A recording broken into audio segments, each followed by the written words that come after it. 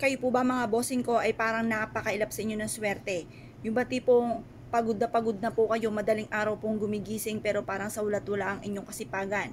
Hirap at hirap pa rin. Asya mga bossing, huwag na po kayong malungkot mga bossing. Marami tayong pwedeng gawin.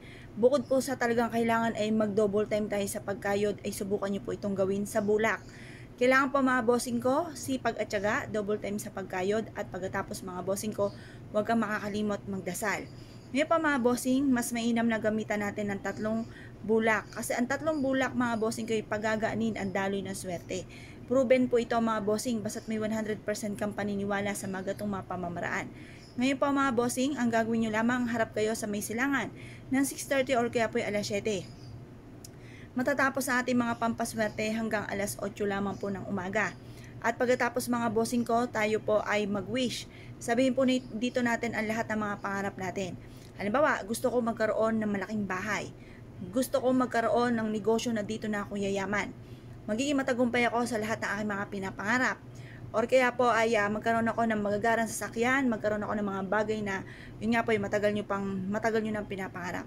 Basta i-wish nyo yung smooth nyo makamtan kasi may mga pangarap na napakahirap makamit, yung ba parang humigit ka ng asa lungga para lang ito ay makamtan. Kaya mas mainam ang ating pong i-wish ay yung smooth nating makamtan ang mga pangarap. Pagtapos na po kayo mag-wish, ibilad nyo muna ito sa sinag po ng araw ang tatlong bulak. At pagkatapos ng alas 8 ng umaga, kunin nyo po ito.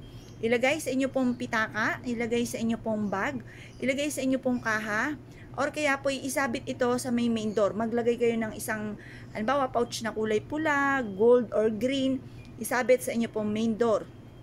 At ito po ay makakatulong para maging smooth or maging magaan ang daloy ng swerte. Ngayon pa mga bossing, pwede rin naman na maglagay kayo ng ganito sa ilalim ng inyo pong unan. Pero bagamat ang ating unan ay bulak, pero may mga unan kasi na mga mabibigat na iba po yung mga laman po nito. Pero kung bulak na yung inyo pong unan, okay na rin po yan mga bossing.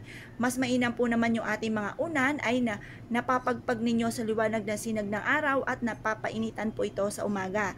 Para kung may mga kumapit man na mga negatibo po dyan, yan po ay mawawala.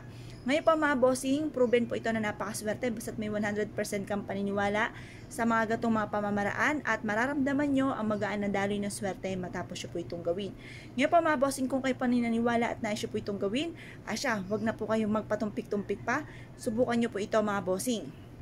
Ngayon pa mga bossing, pwede rin naman po na magsabit kayo ng ganito at lagyan ng kaparanggot na asin at isang maliit na butil ng bawang sa bintana po ninyo kung saan kayo ay natutulog. Upang sa ganon, habang kayo natutulog, kapitan kayo ng swerte, maging magaan yung daloy ng swerte, at yung mga bad spirit ay hindi po maka-enter sa loob ng inyong tahanan at makatulog kayo ng mahimbing mga bossing. Ngayon pa mga bossing, kung kayo po naniwala at nais po itong gawin, mga bossing, good luck po sa po lahat.